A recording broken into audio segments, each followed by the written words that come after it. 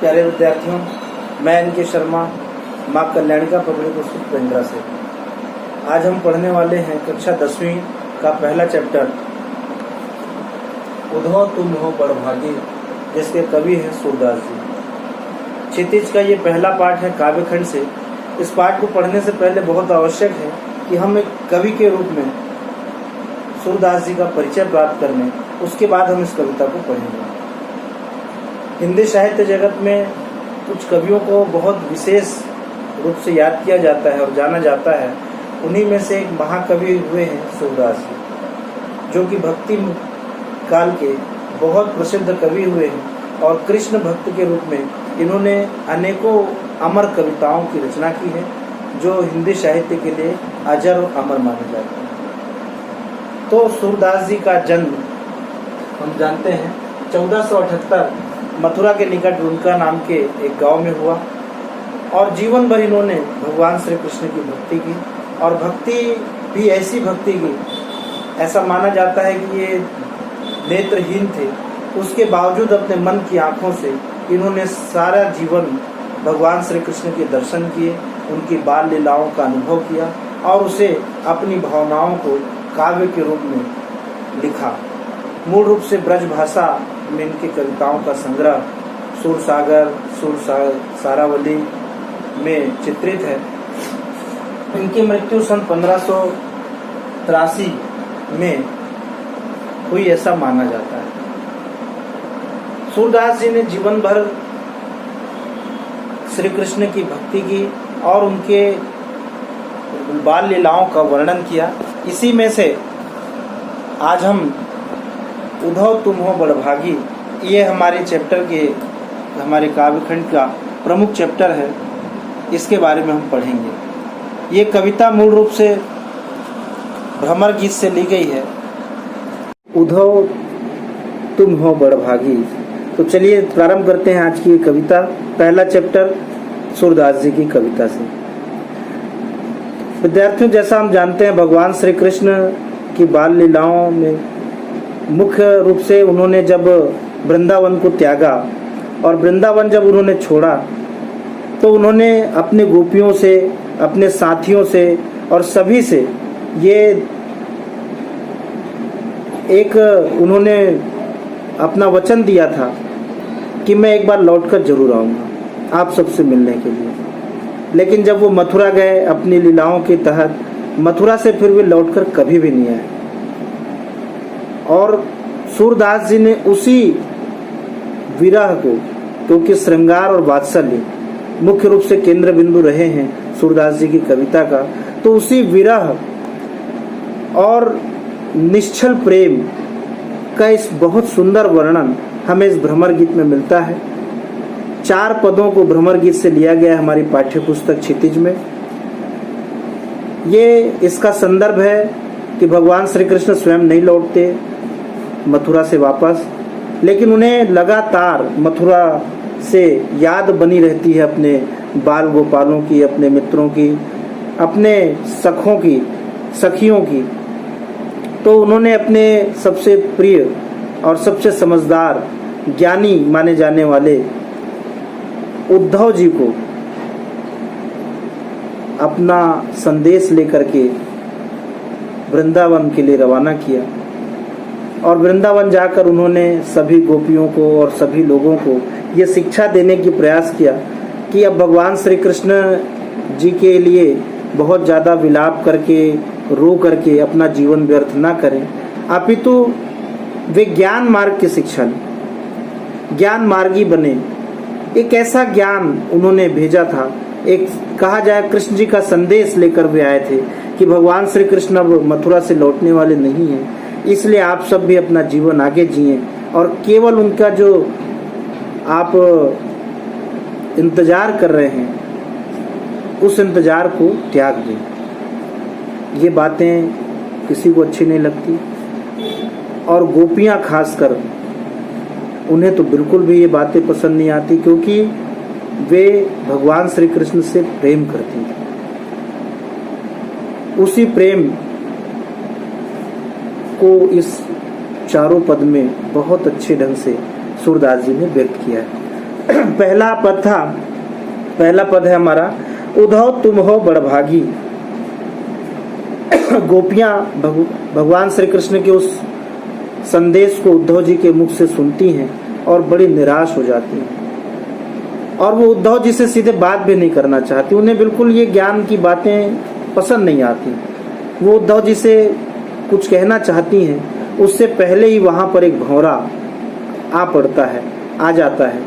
तो गोपियां सीधे उद्धव जी से ना कहते हुए उस भंवरे से बात करने लगती हैं। अपने मन की पीड़ा को, अपने मन के भावों को वो इस तरह से व्यक्त करती हैं, जिसमें वो उद्धव जी के संदेश को नकारती भी हैं, उन्हें व्यंग भी करती हैं, और व्यंग करते हुए उन्होंने जो जो बातें कही उसे भ्रमर गीत के रूप में हिंदी साहित्य में जाना जाता है।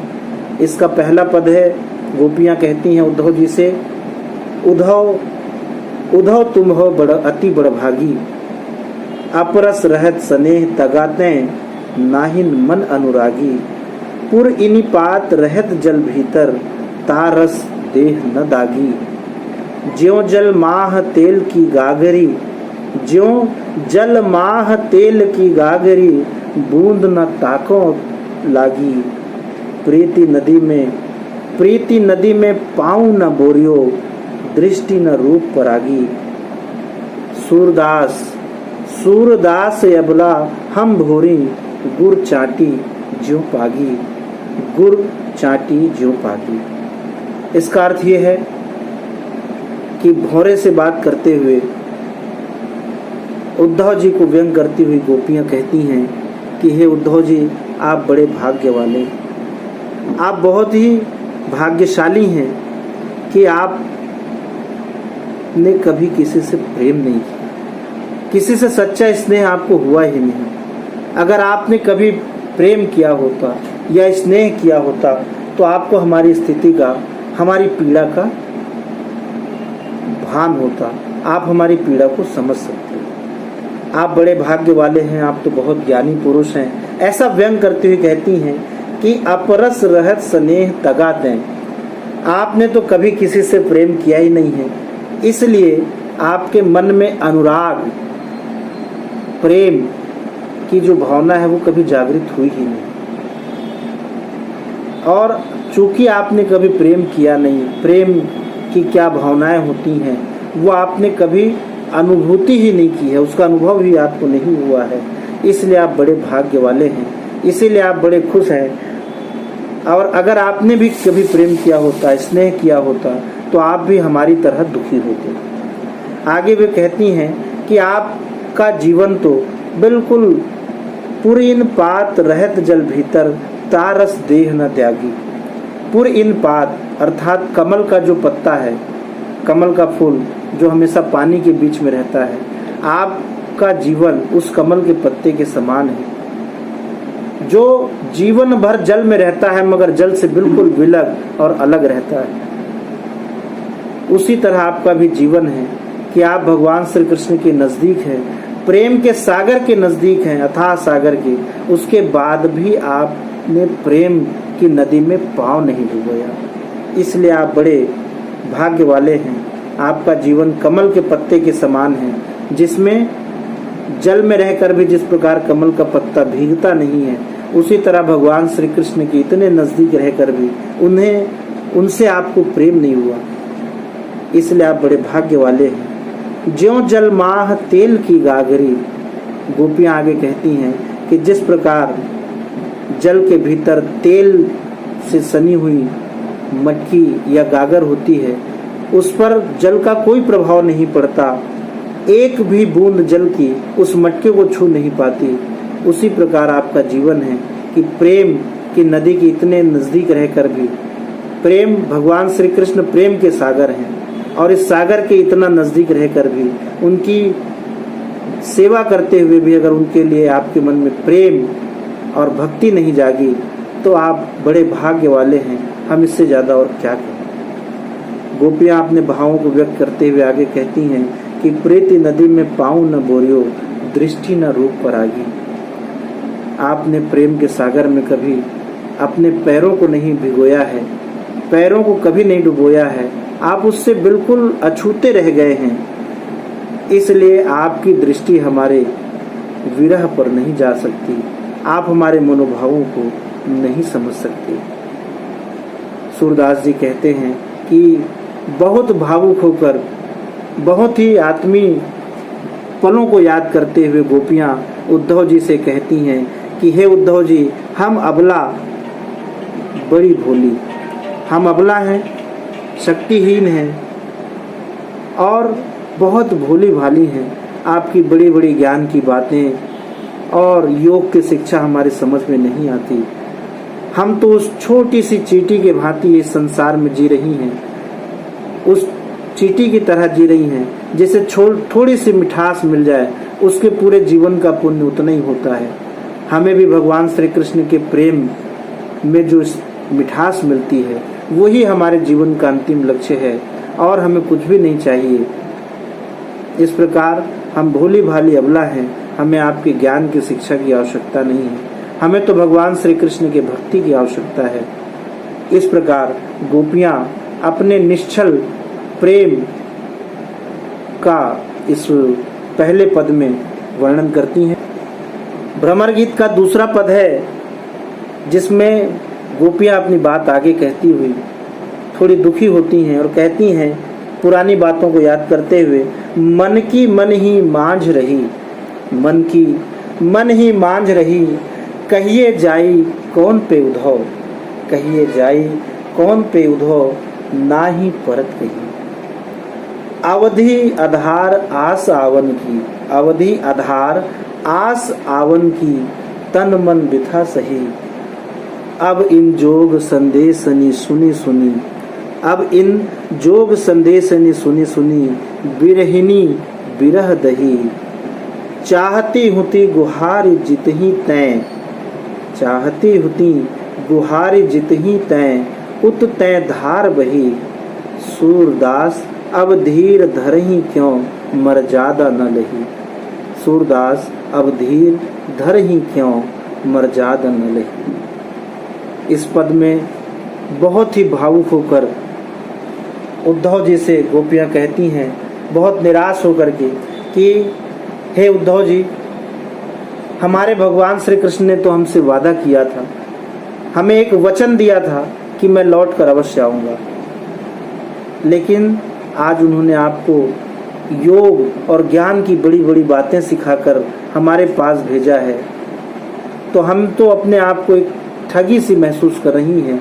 ऐसा लग रहा है कि जैसे हमारे जीवन भर की पूंजी हमसे लूट गई हो। एक आधार था हमारे जीवन का कि एक दिन हमारे प्रभु लौट कर आएंगे और हम फिर उनसे मिलेंगे, उनके दर्शन होंगे और फिर से हमारा जीवन उनके प्रेम और स्नेह की छांव में बीतेगा।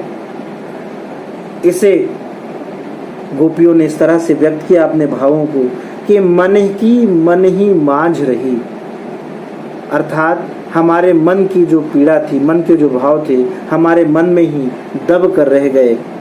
कहिए जाई कौन पे उधो, नहीं परत कही।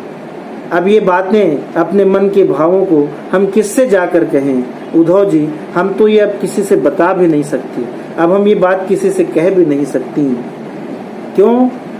क्योंकि अवधि आधार आस आवन की, तन मन बिथा सही।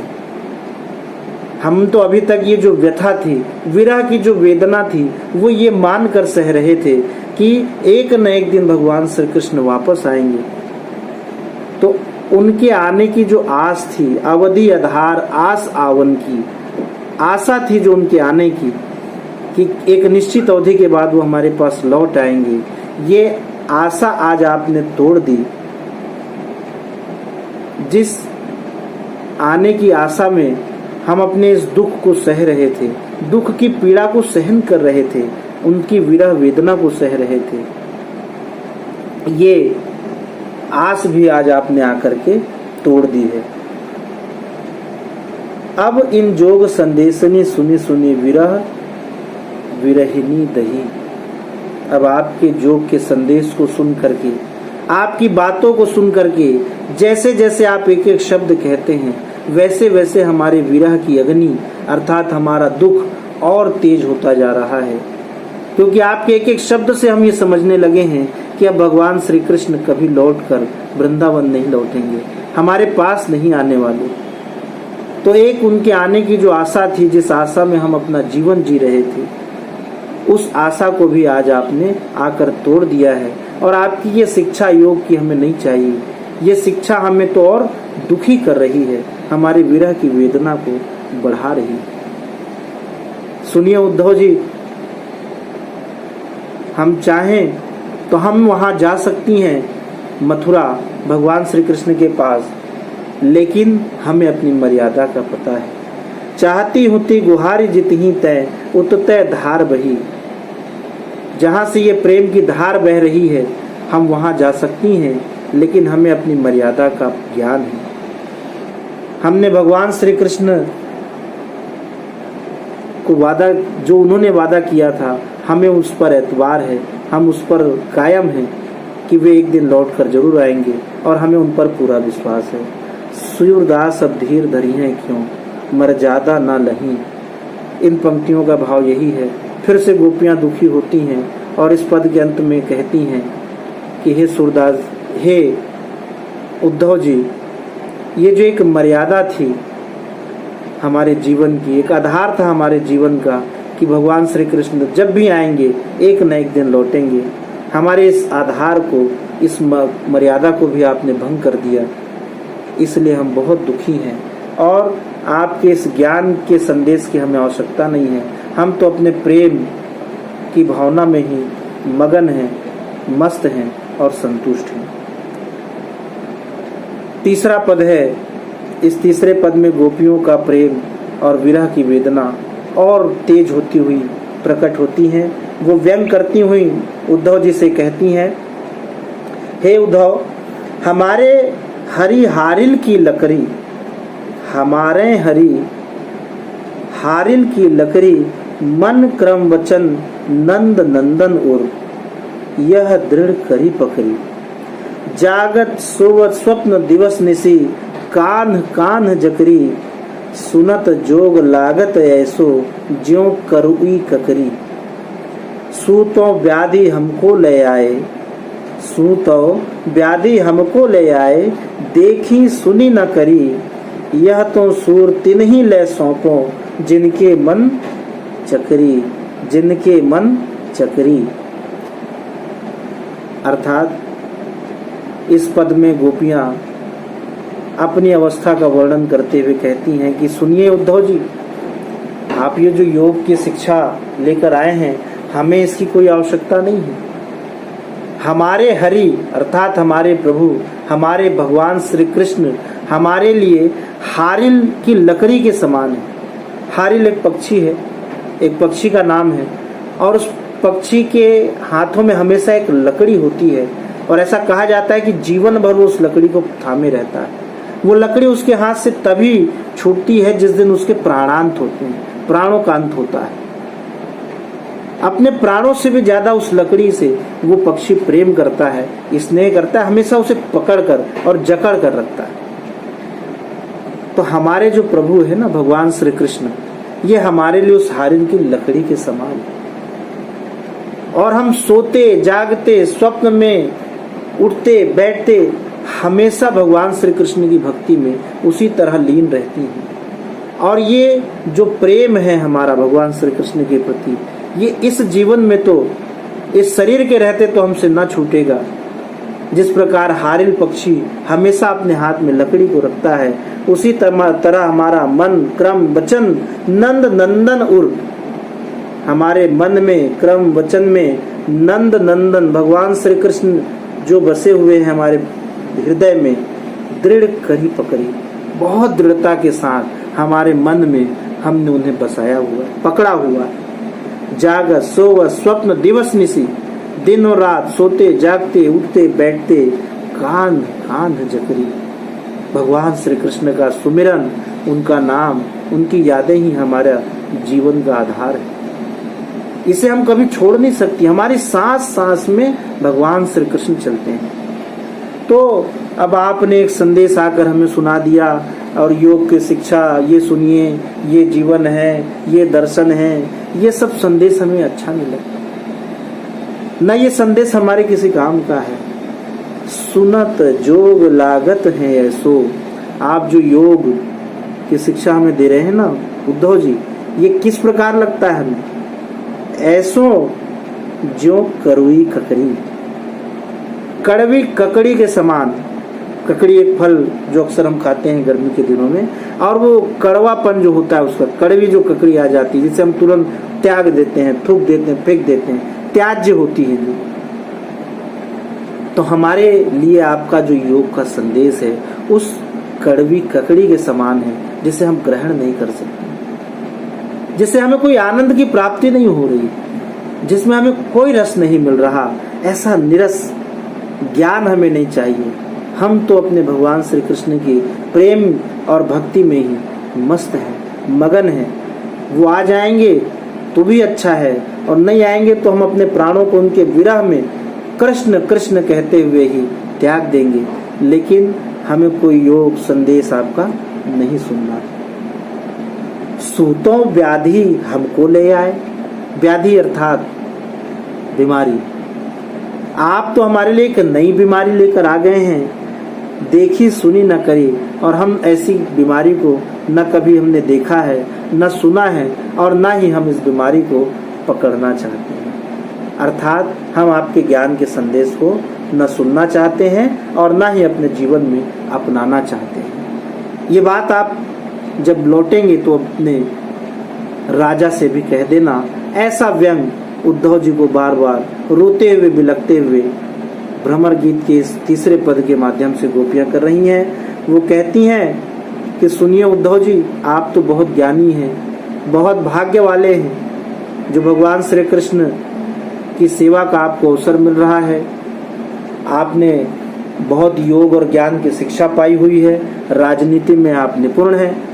तो आप सुनिए एक बात, यह तो सुर तिन्हीं ले सौंपो। ये जो ज्ञान है आपका, इस ज्ञान को आप उन लोगों को दीजिए, उनको सौंपिए जिनके मन चक्री, अर्थात जिनका मन चक्री के समान चंचल है, घूमता है यहाँ वहाँ, स्थिर ना हो। ऐसे चंचल मन वाले लोगों को आप अपने इस ज्ञान की शिक्षा दीजिए। हमारा मन तो सिर्फ और सिर्फ भगवान श्री कृष्ण के लिए मचलता है, भगवान श्री कृष्ण की भक्ति के लिए ही चलता है, और वो ही हमारे मन में स्थायी रूप से विराजमान है। इसलिए हमें आपके किसी योग की, किसी शिक्षा की आवश्यकता नहीं है। ये तीसरा पद गोपियों का। अगला और चौथा पद है, जो अंतिम पद है, इसमें भगवान श्री कृष्ण को भी उलाहना देती हुई। देखिए, प्रेम की जब पराकाष्ठा होती है, प्रेम जब अपनी चरम परिणति पर आता है, तो ये अधिकार अपने भक्तों को दे देते हैं भगवान श्री कृष्ण। बहुत अपनेपन से भगवान श्री कृष्ण के लिए भी कुछ बातें इस भ्रमर गीत में गोपियों ने कहा। अब उलाहना केवल उद्धव जी पर नहीं था, अब कुछ बातें गोपियों ने अपने भगवान श्री कृष्ण के लिए भी कही।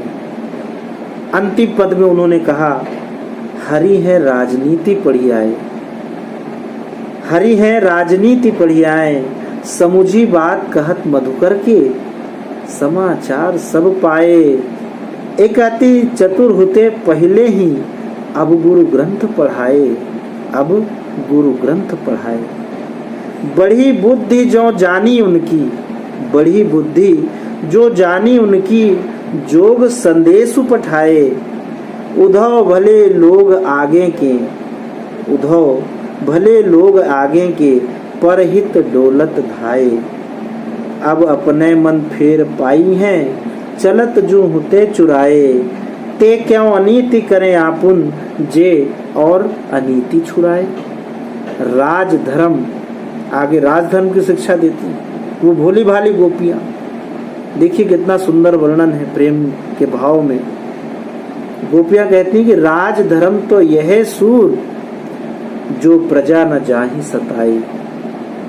अर्थात भगवान श्री कृष्ण के लिए भी कुछ उलाहनों और उलाहनों के माध्यम से अपना प्रेम प्रदर्शित कर रही हैं गोपियां। वो कहती हैं कि हरि है हमारे भगवान श्री कृष्ण, राजनीति पढ़ ली है उन्होंने, राजा बन गए हैं ना मथुरा के, तो उन्होंने अब राजनीति की भी शिक्षा ले ली है। समुझी बात कहत मधुकर के समाचार सब पाए। आपके संदेश को, उनकी बात हम समझ गए, आपकी बातों को सुन करके हम भगवान श्री कृष्ण के संदेश को समझ गए हैं। राजा, मथुरा के जो राजा हो गए, वो समझ लिया, जान लिया। इक यति चतुर होते पहले हो, वो तो पहले से ही चालाक थे, बहुत बुद्धिमान थे। अब गुरु ग्रंथ पढ़ाए, और अब जब से राजा बन गए हैं तब से गुरुओं ने उन्हें और ग्रंथ की शिक्षा दी, राजनीति की शिक्षा दी। तो अब वो पहले से भी ज्यादा बुद्धिमान हो गए, चतुर हो गए हैं, चालाक हो गए हैं। बड़ी बुद्धि जानी जो उनकी, जोग संदेश पठाए।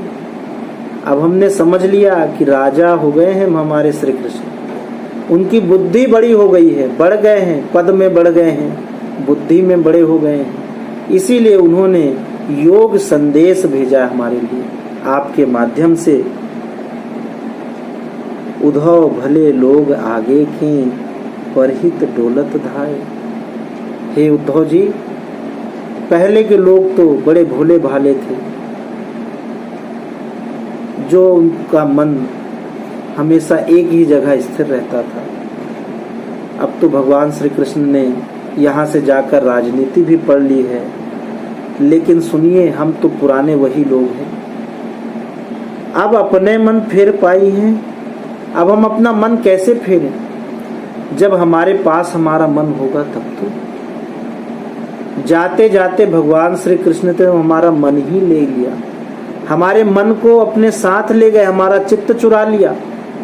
अब हमारा मन ही हमारे साथ नहीं है, तो हम उसे कैसे फेरें? आपका योग ये कहता है कि अपने मन को स्थिर करिए, अपने में स्थिर करिए। अरे हमारा मन हमारे पास होगा उद्धव जी, तब तो हम उसे फेरेंगे। इसलिए अब ये बात बनती नहीं। अपने राजा श्री कृष्ण को जरा राजधर्म जरूर सिखा दीजिएगा। ते क्यों अनीति करें आपुन जे, और अनीति छुड़ाए। राजधर्म तो यह सूर जो प्रजा न जाहि सताए। गोपियों का बड़ा निश्चल प्रेम, वो भगवान श्री कृष्ण को भी उलाहना देते हुए कहती हैं कि वो हमें सता रहे हैं। एक तो पहले ही हमारे मन की उन्होंने चोरी कर ली, हमारे चित्त को अपने साथ ले गए, और अब हमसे कहते हैं कि अपना मन हटा लो, कृष्ण भक्ति को छोड़ दो, कृष्ण भक्ति इसमें कुछ नहीं रखा है। अरे हमारा मन हमारे पास होगा तब तो हमारे मन की चोरी कर ली है। अपने राजा से जाकर ये कह देना कि हमारे मन को चुराने वाले, हमको सताने वाले आप ही हैं। एक अच्छे राजा का ये धर्म होता है कि अपनी प्रजा को वो सताए ना, तो आप भी कृपा करके हमें सताइए ना, हमें योग की शिक्षा मत दीजिए। हो सके तो हमारे भगवान श्री कृष्ण को ही हमारे पास भेज दीजिए। एक ऐसी निश्चल प्रेम का वर्णन इस चौथे और अंतिम पद में सूरदास जी ने किया।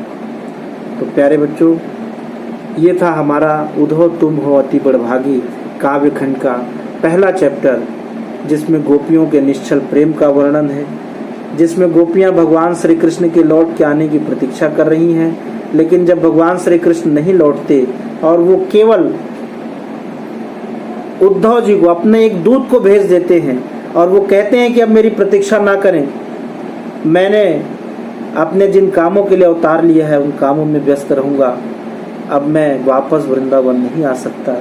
तो ये बातें बहुत बुरी लगती हैं, और गोपियां इस भ्रमर गीत के माध्यम से कहती हैं। सुर सागर में ये भ्रमर गीत बहुत लंबा है। 4 पद में से कृष्ण के मथुरा जाने के बाद स्वयं न लौटकर उद्धव जी के जरिए उन्होंने गोपियों को ये संदेश भेजा। उद्धव ने निर्गुण ब्रह्म और योग का उपदेश देकर गोपियों की वीरा वेदना को शांत करने का प्रयास किया, बहुत समझाने की कोशिश की गोपियों को, मगर गोपियां ज्ञान मार्ग के बजाय प्रेम मार्ग को पसंद करती थी। इस कारण उन्हें उद्धव जी का शुष्क संदेश बिल्कुल पसंद नहीं आया, बिल्कुल भी अच्छा नहीं लगा। और उसी समय वहां भौरा आ जाता है और भ्रमर गीत प्रारंभ होता है। इस भ्रमर गीत में भ्रमर के बहाने उद्धव जी पर उन्होंने व्यंग के बाण छोड़े। गोपियों की ये शिकायत वाजिब लगती है कि यदि उद्धव जी ने कभी स्नेह के धागे से बंधे होते, विरह की वेदना का वो अनुभव अवश्य कर पाते। दूसरे पद में गोपियों की स्वीकारोक्ति कि उनके मन की अभिलाषाएं मन में ही रह गई और कृष्ण जी के प्रति उनके प्रेम की गहराई को अभिव्यक्त करती हैं कि उनके मन में न जाने कितने सारे अरमान थे, कितनी इच्छाएं थी कि जब भगवान श्री कृष्ण आएंगे तो उनके दर्शन होंगे। वो सारी की सारी इच्छाएं उद्धव जी के आने के बाद मन में रह जाती हैं। ये स्वीकारोक्ति उन्होंने दूसरे पद में की और तीसरे पद में वे उद्धव जी की योग साधना को कड़वी ककड़ी के समान बताकर अपने एकनिष्ठ प्रेम में दृढ़ विश्वास प्रकट करती हैं। चौथे पद में वो भगवान श्री कृष्ण को भी ताना मारती हैं और उद्धव जी को कहती हैं कि अब भगवान श्री कृष्ण ने राजनीति पढ़ ली है, वे चालाक हो गए हैं, पहले से अधिक चतुर हो गए हैं। अंत में गोपियों द्वारा उद्धव जी को राजधर्म यानी कि प्रजा का हित याद दिलाया जाना सूरदास जी की लोक धर्मिता को दिखाता है। इस प्रकार सूरदास जी ने इन चारों पदों में जहाँ वात्सल्य और श्रृंगार जो कि उनकी कविताओं का, उनके पूरे काव्य का केंद्र बिंदु रहे हैं, बहुत सुंदर वर्णन किया है, वहीं उनकी लोक धर्मिता का भी इस कविता में हमें दर्शन होता है। तो फिर मिलेंगे अगले वीडियो में कुछ क्वेश्चन आंसर के साथ और अगले चैप्टर के साथ। धन्यवाद।